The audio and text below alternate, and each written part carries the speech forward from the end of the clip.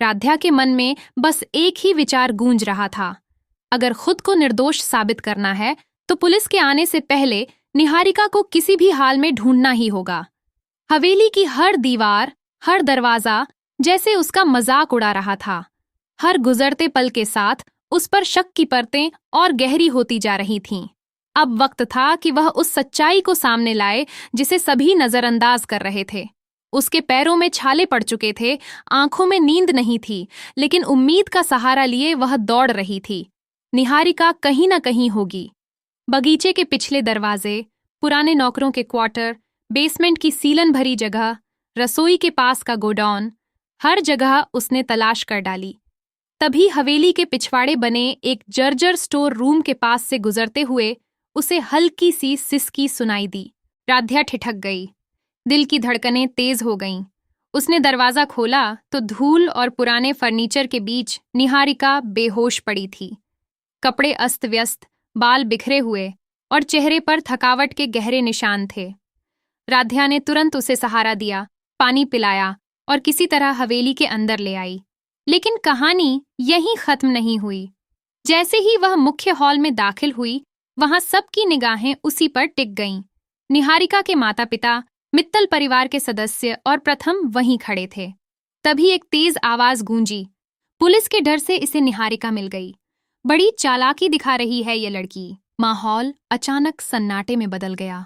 राध्या के चेहरे पर थकान थी, लेकिन आंखों में सच का आत्मविश्वास साफ झलक रहा था। उसने गहरी सांस लेकर कहा, मैंने कुछ नहीं छिपाया। निहारिका को ढूंढना मेरा कर्तव्य था और वही मैंने किया। सबकी निगाहें उसी पर जमी थीं। तभी होश में आती निहारिका ने धीमी आवाज में कहना शुरू किया, मैं बहुत थक गई थी, शायद चक्कर आ गया था। राध्या मुझे एक कमरे में ले गई ताकि मैं आराम कर सकूं। फिर मैं खुद ही बाहर निकली और गिर गई। उसकी बात अधूरी थी, लेकिन सबके लिए काफी थी। कुछ पल पहले जो लोग राध्या पर शक कर रहे थे, अब वहीं शर्म से नजरें झुका रहे थे। प्रथम की मां आगे आईं और बोलीं, हमें पहले ही तुम पर भरोसा था राध्या, और अब तुमने साबित भी कर दिया। लेकिन राध्या जानती थी कि निहारिका की आंखों में डर है। वह डर जो तब महसूस होता है जब कोई झूठ पकड़े जाने का खतरा हो। राध्या को यकीन था कि निहारिका शराब के नशे में थी और उसी हालत में कहीं गिर गई थी, लेकिन वह इसे छुपा रही थी क्योंकि सच सामने आने पर उसकी साख और मित्तल परिवार में उसकी जगह दोनों खत्म हो जाते। सब कुछ सामान्य लगने लगा था कि तभी निहारिका ने ऊंची आवाज में चिल्लाया, मेरा फोन गायब है और मुझे पूरा यकीन है कि राध्या ने ही चुराया है। फिर से हवेली का हॉल सन्नाटे में डूब गया, लेकिन इस बार लोग खामोश नहीं रहे। सबसे पहले प्रथम की मां आगे बढ़ीं। उनकी आंखों में अब राध्या के लिए सम्मान था।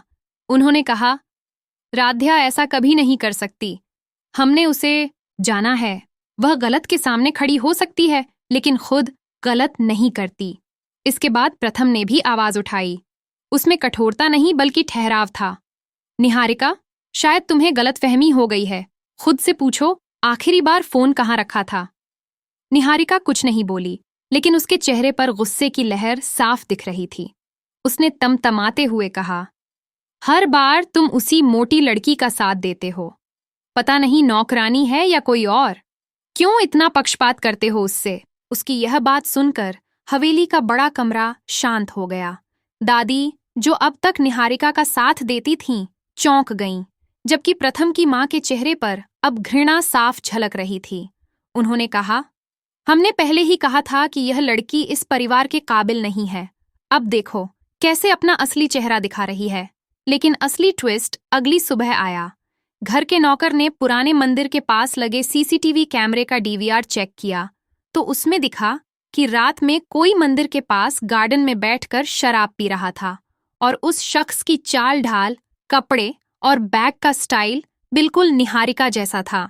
जब यह वीडियो प्रथम के हाथ लगा तो वह कुछ देर शांत रहा, फिर सीधे राध्या को ढूंढने निकल गया। वह मंदिर के बाहर तुलसी को पानी दे रही थी। प्रथम उसके पास आया और कहा, मुझे माफ कर दो राध्या, मैंने तुम्हारी आंखों में सच देखकर भी तुम्हें समझने से इनकार किया। यह मेरी सबसे बड़ी गलती थी। राध्या ने बस हल्की मुस्कान दी और कहा, शायद अब वक्त आ गया है कि आप अपनी आंखों से देखना शुरू करें, किसी और के कहे से नहीं। प्रथम के दिल में अब कुछ बदल रहा था। मित्तल परिवार के ज्यादातर लोग राध्या की तरफ झुकने लगे थे। उसकी ईमानदारी, उसका संघर्ष, उसकी शांत दृढ़ता लोगों के दिलों में उतरती जा रही थी। लेकिन निहारिका के लिए यह सब किसी तमाचे से कम नहीं था। उसकी हर चाल उलटी पड़ रही थी। जब सीसीटीवी फुटेज सबके सामने आया तो पूरा परिवार स्तब्ध रह गया। वीडियो निहारिका को दिखाया गया। उसने झूठ बोलने की कोशिश की, यह मैं नहीं हूं, लेकिन उसकी कांपती आवाज, पीला पड़ा चेहरा और पसीने से भीगा बदन उसकी पोल खोल चुका था।